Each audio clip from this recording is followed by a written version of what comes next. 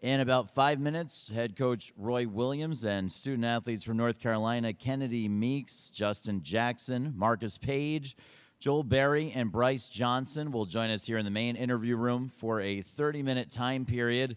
That's from 2:45 to 3:15.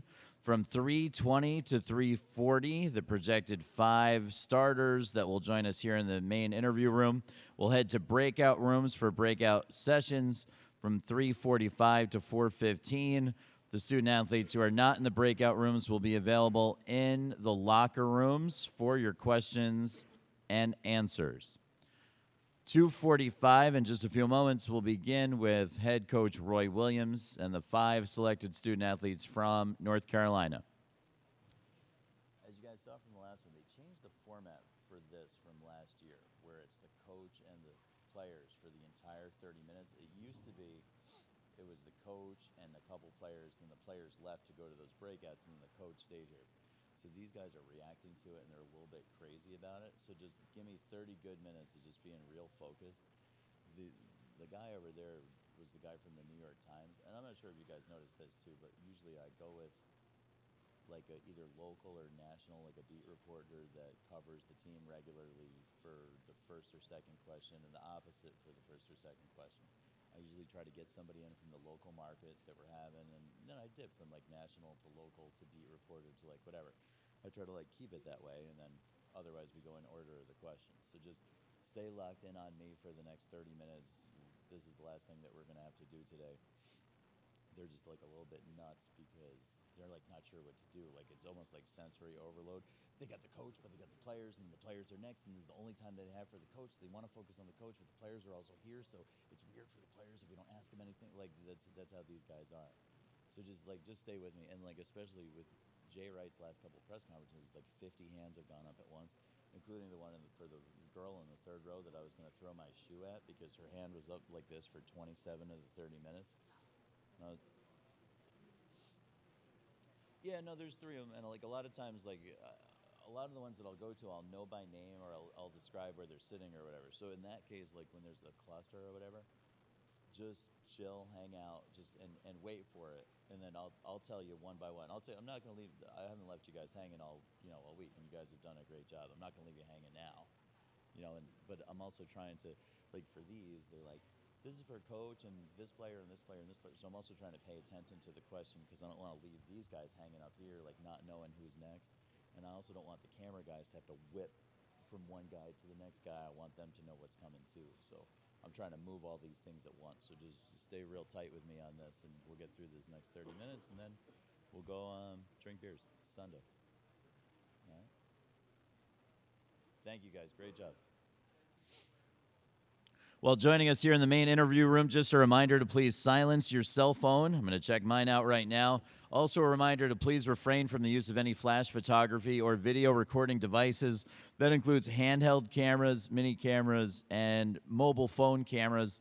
Those breakout sessions and the available locker room time is when you can shoot social media video, so Vine video, Twitter video, Instagram video, or Snapchat if you must. Just do not do that in this room for the next 30 minutes. Please stay away from any kind of cell phone video of any kind in addition to the traditional handheld camera video.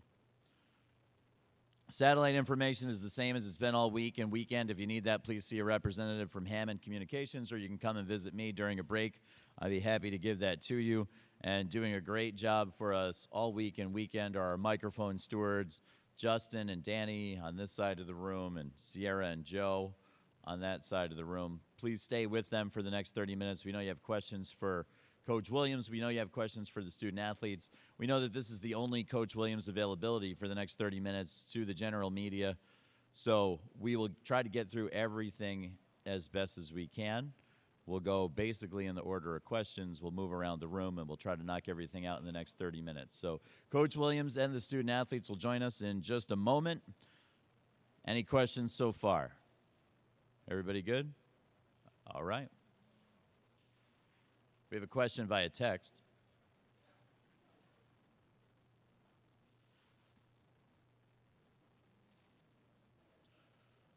Which I will not make public.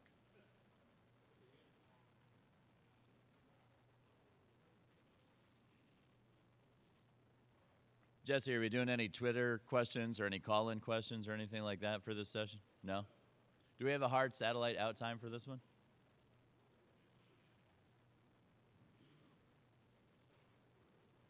That's very strict.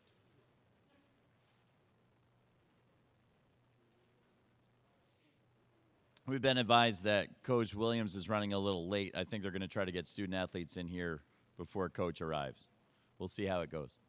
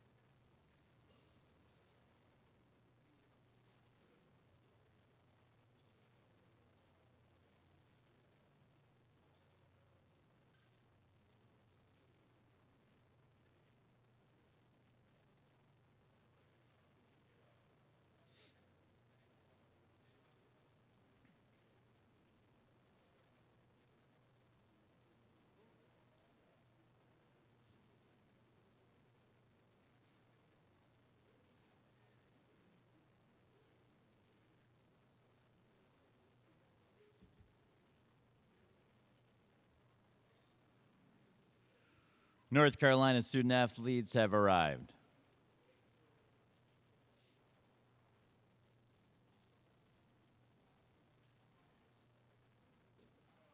How are you, kiddo? You all right?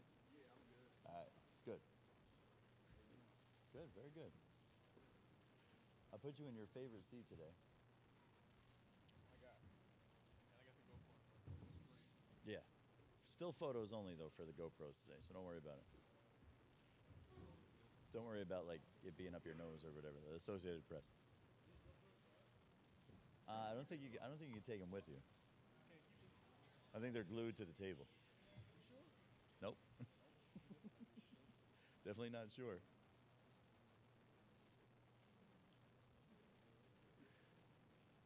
All right, ladies and gentlemen, we're joined now by Kennedy Meeks, Justin Jackson, Marcus Page, Joel Berry, and Bryce Johnson. They'll be with us for 30 minutes. Coach Williams will join us in just a moment. Then these guys will make their move to the breakout rooms, where they'll do 20 additional minutes of your questions and answers as well. But let's get things started in here for the benefit of all those capturing footage on the satellite feed. Please raise your hand if you have a question for any of the student athletes from North Carolina. We have one all the way up front to the right. Let's get things started.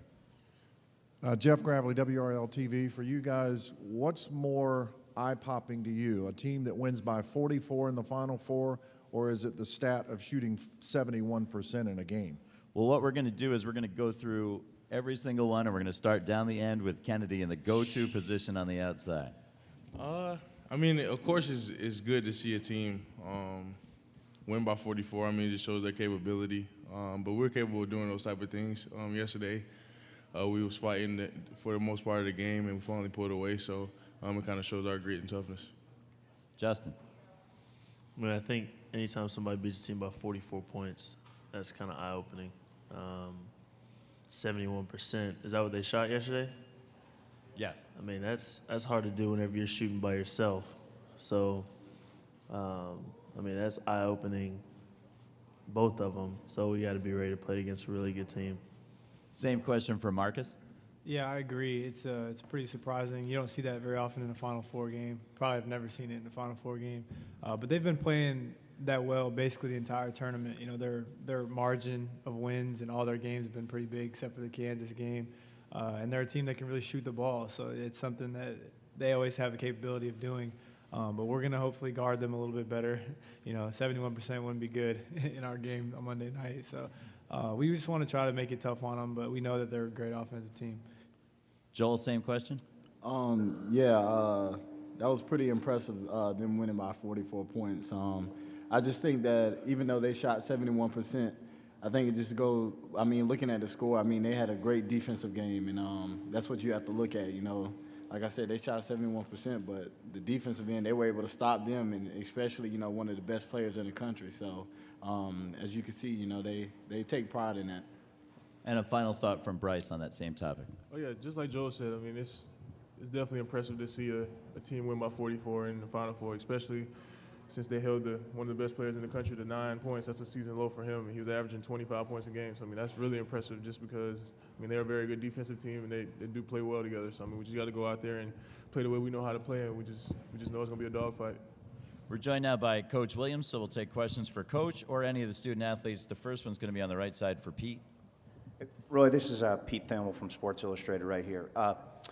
The last couple days and throughout this tournament, when you've been up on the podium, you've kind of tried to dictate what questions are asked of you. You don't want to be asked about retirement. You don't want to be asked about the NCAA scandal. I'm just curious why, as a coach, you feel like you have the right to dictate what's asked of you.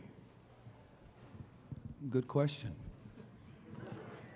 I don't have a great answer. I guess just being a human being, that's all right. I mean, I've been asked 5 times since the ACC tournament, at least, if I was going to retire. So in today's time of social media, why in the dickens can't people get that information without feeling like they have to ask it themselves? For 2.5 years, I've been asked about the other stuff. I've answered it the same way every year. In today's times, why do I have to repeat the same thing? I don't think I at all have tried to dictate. Jimmy Boeheim dictated. He said, stop asking me that question, ask Roy. So I answered the question before anybody answered it. So I disagree with you. I don't think I dictated that. And then the question came up the first day about the NCAA stuff, and I answered the question then.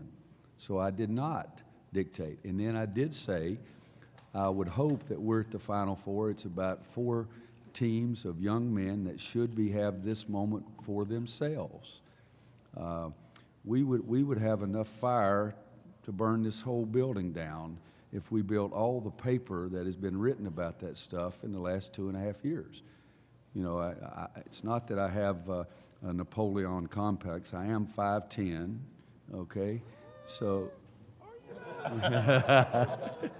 I always stand right in front of Joel at every team picture, so he has to stand on his tiptoes to be seen. So I guess that I would disagree with your question. And the other thing, so what if I have the right? You guys have the right to ask me again, but this is America. I have the right to say, no, ask somebody else. And that's what Jimmy Boeheim did. So first of all, I would say to your question, I don't have a great answer, but I disagree with your question because I haven't stopped talking anytime somebody's asked me. Next question's on the right side. How'd I do, Pat?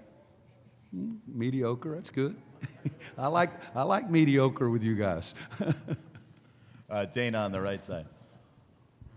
Dana O'Neill with ESPN. Roy, you said at the ACC tournament final it had been a while since you had won anything when you won that title. How important then, and what will it mean to win a championship based on, you know, the history of this program and what the expectations always are? Dana, there are some big expectations. Somebody asked, you know, how does it go to make this the longest stretch ever between Final Fours? And I said, well, I know North Carolina's history better, okay, because I happened to make the Final Four in '91 at Kansas, and there's a guy named Dean Smith that was there at North Carolina, and he said, God, this has been a long time. It's been 9 years. So we haven't quite been 9 years yet. But winning the ACC tournament guaranteed that my guys got a ring. And that was important to me. There's a guy to my left a little bit down there, Marcus Page, said, guys, we've been here and we've never even won a ring. That statement was made in the preseason. That became a motivation for me. And then all of a sudden we get in the NCAA tournaments and, you know, you have a chance to get to the Final Four. Getting to the Sweet 16 is nice, and getting to the Elite 8 is nice, really accomplishment for every school. But if you can take one more step, it's another huge accomplishment, and so I felt even better about that part of it. But I didn't have a thought process of how I was going to act after getting to the Final Four, and I really don't have a thought process of how I would act if we were to be the fortunate one to win on Monday night. But I think my guys up here are really focused on that, and they enjoy having a lot of fun. They're a bunch of wackos, and So I'm following their lead as we get this stage and see. And it's not even with Theo. It's even worse when you add Theo to these guys. But so Dana, for me, it would be a dream, a goal that we set at the start of the season, that we had a chance to be the best team. And now we're one of only 2 teams that still has a chance. So that's really important. On the left side of the aisle, Ak. Joe, go back 2 rows, then to your left. Thank you. Jim O'Connell, Associated Press. Roy, I know you hate to look ahead, but have you thought at all about what a 3rd championship would mean to you as a coach, that you join, you know, the likes of, it's only Wooden, Krzyzewski, Rupp, Knight, and Calhoun, and that's pretty high territory. Jimmy, I've never had that thought. I really haven't. But, you know, I'm still the guy that says, truthfully, that I wanted to be like my high school coach. And one of the greatest thrills of my life is that I've had teams now that have taken me to 8 Final Fours.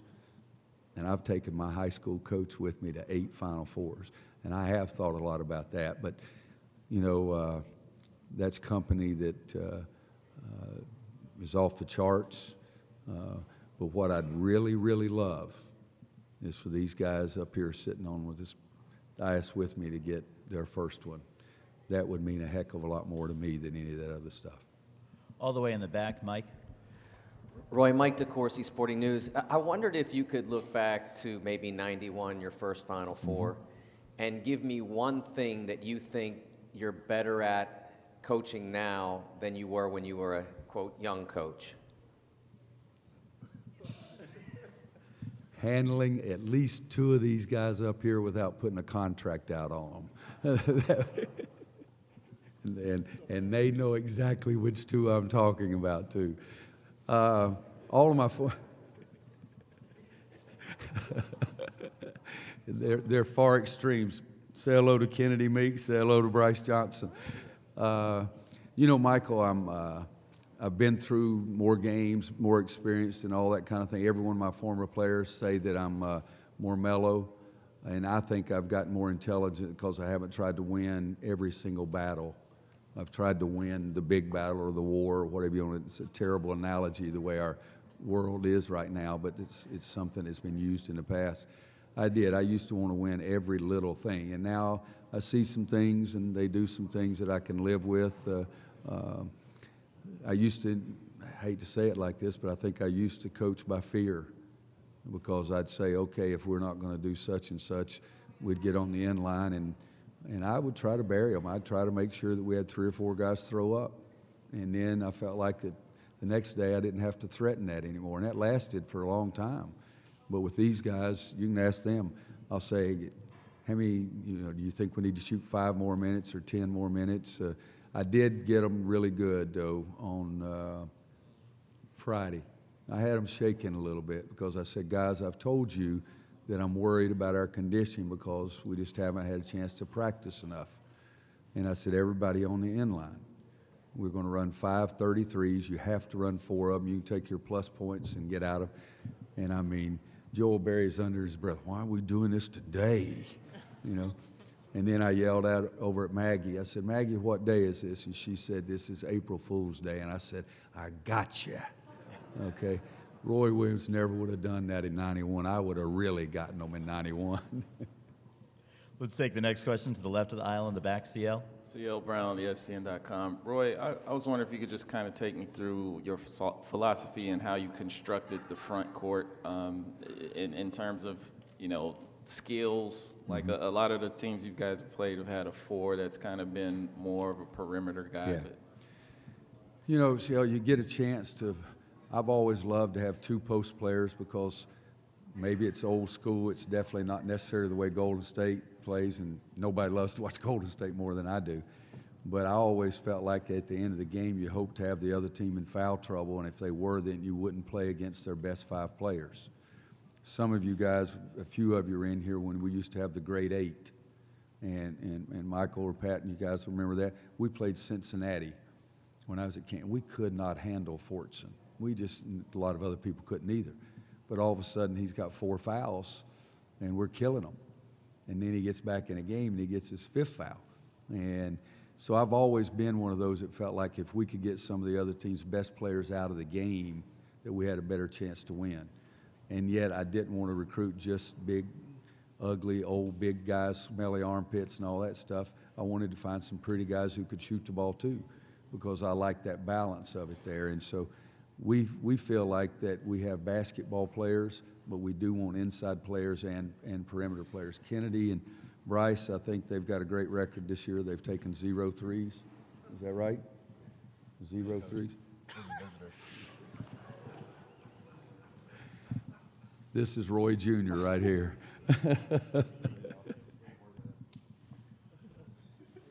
I'm glad he did that today. I would have really been disappointed if he hadn't shown up today. How y'all doing? Great day to be alive. Great day to be a Tar Heel, big fella. Great. It's a wonderful day in the neighborhood. I have no idea what question I was answering. Just good balance, CL. And I think with Bryce and Kennedy, they haven't shot any threes, but the other guys do, and they try to do it inside. We'll go to the right side for Bob. Bob Ford, Philadelphia Inquirer. Pardon my voice, Roy. I'm fighting a little something. Yes, I've had the same thing. You said a few words the other day about the challenge of balancing, respecting the history and traditions of your program with not making it too much of a burden on whatever your present school is. Have you ever looked at what you guys have from the perspective of your potential opponents, because you obviously can't sneak up on nobody when you show up wearing them shirts. And on the other hand, you know, you may have a little bit of an intimidation factor sometimes, probably not at this stage. But over the course of time, being North Carolina, is that a competitive advantage or disadvantage or no effect in a given year or given game? No, it'd be interesting to how everybody else in this room would answer that, but I think coaching and playing at North Carolina is a tremendous advantage. I really do. I mean, the history, traditions, you know, it's a nice school, it's a pretty color, I mean, all those kind of things. The only thing I think is that you always get everybody's best shot. You don't ever catch somebody on a bad night. And, you know, but I'd take all those advantages over that disadvantage, and I like that part. I like the fact that I'm pushing our guys to know every day we go out there that we're going to catch that other team's best. And as you say, it doesn't make any difference at this stage, because when you get here, the other teams are just as good, and you're going to get their best regardless. Just to the right of the aisle. Paula Boven, Arizona Republic. Roy, I couldn't help but notice on Sunday you had talked about how important it was to get these guys to Houston. You even mentioned some regret, I think, about the '97 team, how it kind of haunted you. Are you able to put into words why that's so important, this experience? Not easily, you know, but I had the greatest thrill off the court that you can ever have, to be inducted in the Hall of Fame. But I had that greatest void because I felt like that I had not gotten, I mean, you know, a lot of guys should have been able to get Paul Pierce, Ray LaFrentz, Jock Vaughn, Scott Pollard, and Jared Haas to Final Four, and I didn't do that. And, you know, I think that gives, sometimes coaches get too much credit and too much blame. Everybody knows that. But I felt that way and still feel that way. I still feel that way deeply. But, you know, so these guys took care of that, so I don't have to have those thoughts of myself about this team. It hasn't erased the way I feel about the '97 team, because that was, we had 8 seniors, 8 guys graduated. We lost 2 games. I mean, they were 2 academic All-Americans on the first team. You couldn't be any better. We lost 1 game when the ball was deflected back between a guy's leg, and the other guy picks it up and shoots it in. But that was a wonderful, wonderful team, and I felt like that. I felt like I let them down. Toward the center, right here. Roy, Zach Halfan from the Los Angeles Times. You were talking about inside-outside balance a moment ago. And this isn't to say you guys can't shoot the three-pointers, but it seems like you don't need to, and you almost tested that out yesterday. do you think you guys could win a game without making a three? I hope the heck we don't ever try. You know, I like balance. I really do. I mean, we've had some games and some teams, and you guys have the stats easier than I can because you can do all the technology stuff. But in '09, we were one of the best three-point shooting teams in the country, and we had the big rascal inside, Tyler Hansbrough, so we were hard to beat.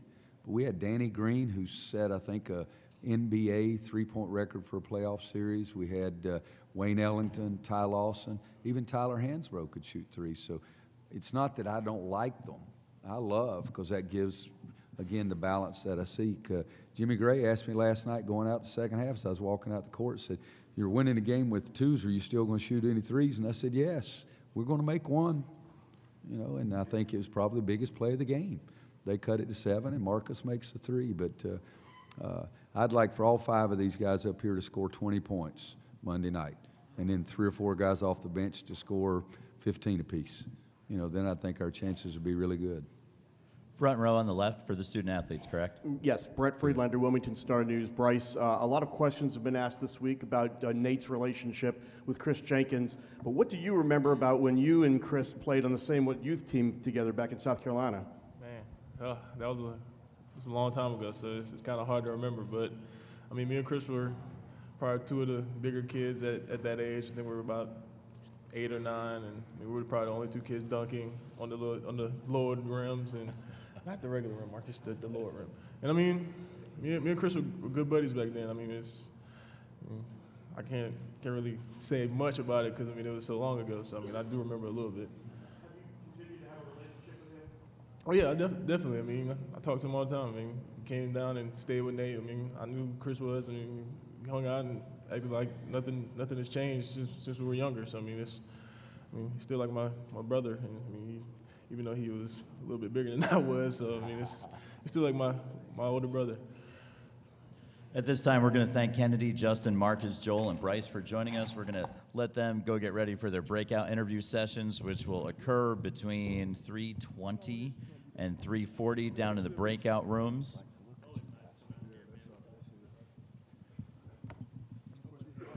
right. Well, I let you guys go. Good job, guys. I know. Next question for Coach Williams is on the left side, but right of the aisle. This is Powell Latimer from the Greensboro News and Record. Roy, so many of the players on this stage and on your team have developed over the course of their time there and gone through stretches where they maybe didn't play as well. What's your philosophy as trying to guide players when they maybe aren't doing as well, and how have you done it with those guys? You know, coaching is trying things, and sometimes it works and sometimes it doesn't. Kennedy went through a tough stretch, and I kept trying to give him confidence because I wanted him to be a better player.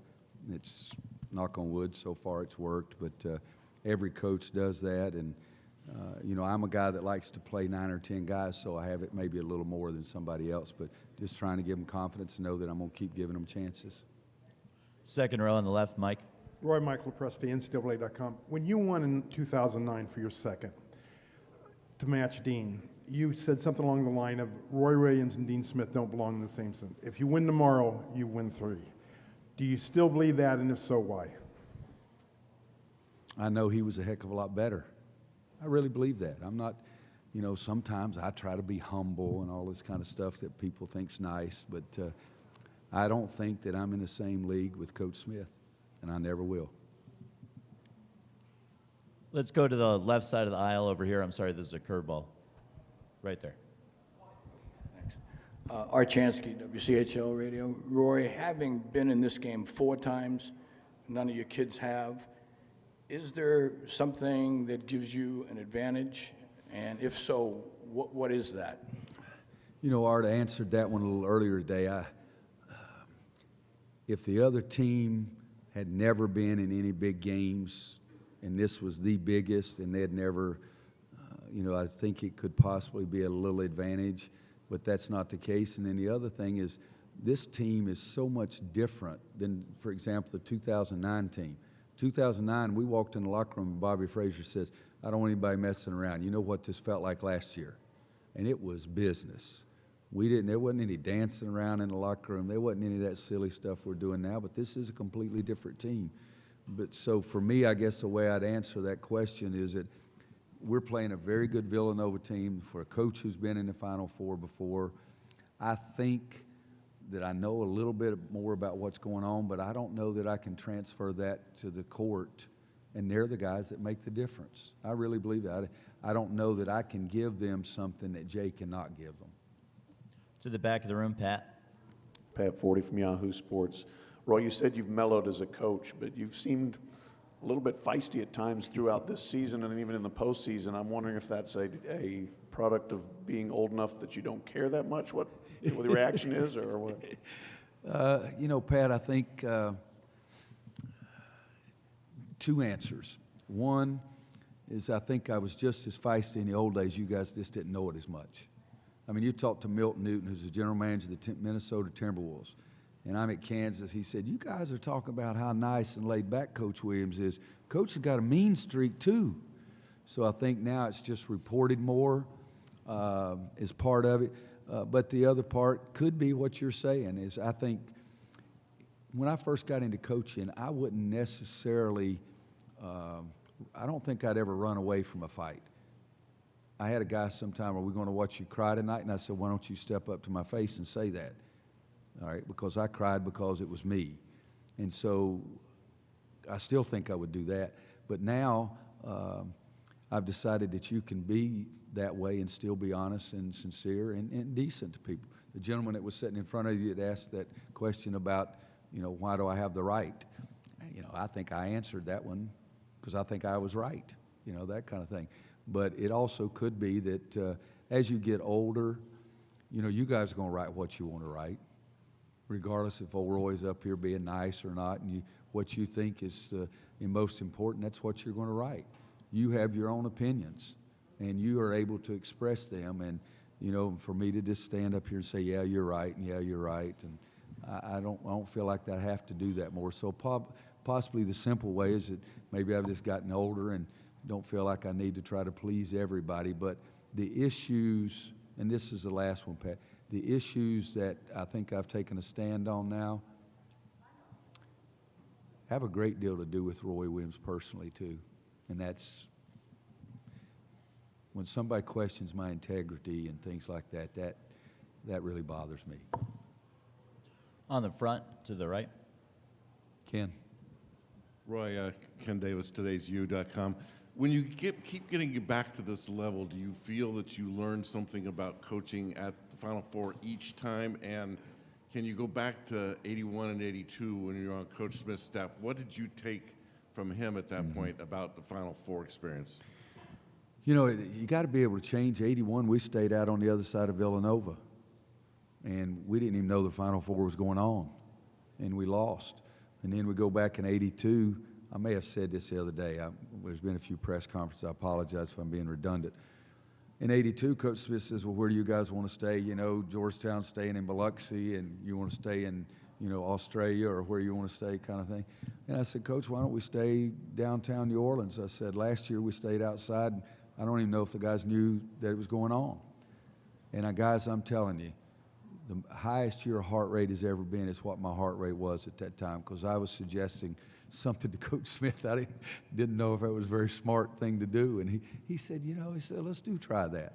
So in the last 30 seconds, I've told you one of only 3 things I ever gave Coach Smith in 10 years.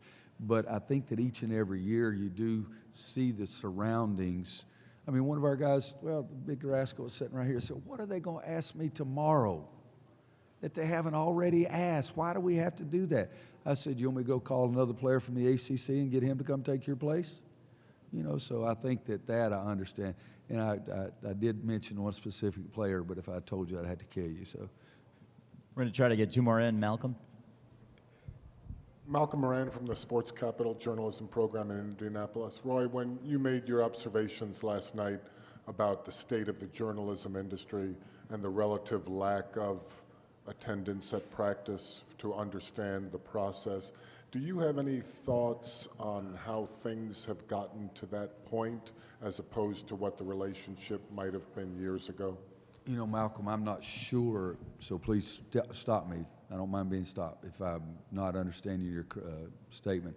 I think what I said to one of the questions was one of the things that bothers me nowadays is that so many people are media that can put things out that had no journalism background. I mean, Malcolm, Pat, Ken, Mike, I mean, most of you guys, you went to school in journalism, and they were principals, and now people put things out that could be perceived as media that really is not, that doesn't understand any of that. It's the more outlandish thing. So I think that's been harmful, but I'm not sure that I'm understanding exactly. Is that what you're talking about? Yes. Okay. You know, and I think it's harmful for you guys. I mean, I can't tell you how many people that have said, you know, Malcolm Moran, I know who you used to write for. I got no idea what the crap you're doing now. Okay? Pat, Louisville, I mean, Ken, you know, the current, I mean, nowadays there's people that say so-and-so.com, you know, hyperspace, you know, Google data, Yahoo. I don't know what the hell you're talking about. And so, to me, that is a big change.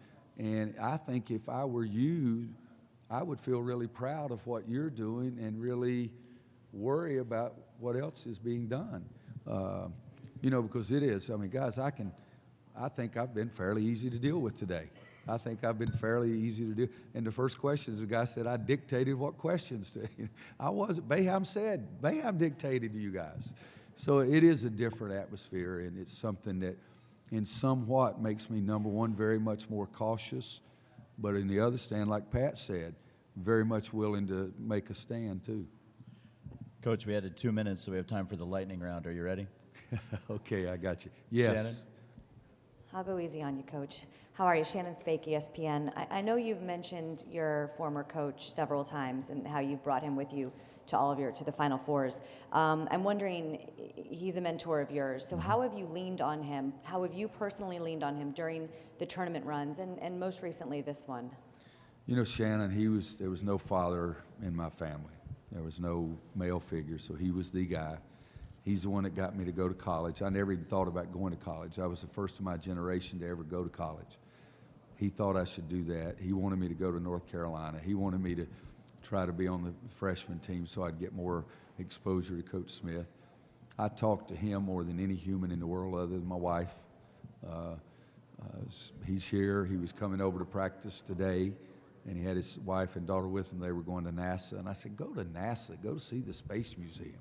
You know, but I leaned on that man when Coach Dean Smith asked me to come back for $2,700, and Wanda didn't have a job. I went to his house, and he said, how much would you and Wanda make this year? And I said, if we stay, we'll make $30,000. And he said, I think you ought to do it. I did it because I trusted him. And now the easy part is I also had Dean Smith that I could trust too. But that man, I would be the luckiest guy in the world if I could have any kids that felt like me, like I do my coach. In the center of the room, Zach, and this will probably wrap things up. Zach Braziller, New York Post. Roy, early in the press conference, you talked about, you know, all the stuff that's been written the last 2.5 years. What impact do you think that stuff has had on this year's team? Do you think it's fueled them? And what kind of impact has it had on you? Has it motivated you to, on the court and with this team? I don't think it's really had an effect on them because, you know, they were so far removed from it. But you guys, Pat said it and the other guy said it too. I apologize for not knowing the gentleman's name that asked me that question. Pete, you know, everybody says that I'm a little more cantankerous or whatever you want to do it, but, you know, I'm tired of it. I'd say that's the thing with me. But again, I think that the Final Four should be about those guys. There's a time and place for the other stuff, and it's been a long time, you know, I'll say that. But for me, the biggest thing is it's helped me appreciate what I'm doing. And it's helped me find a haven.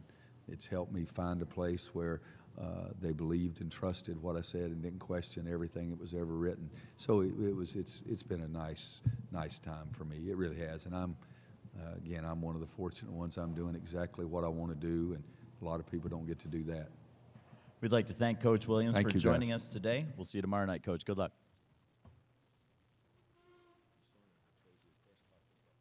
I thought that was my job. You did a great job, Coach. Thank you.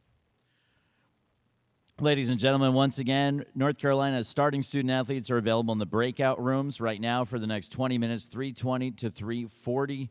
From 3:45 to 4:15, the non-starters, the reserve student athletes, are available for questions and answers in the North Carolina locker room.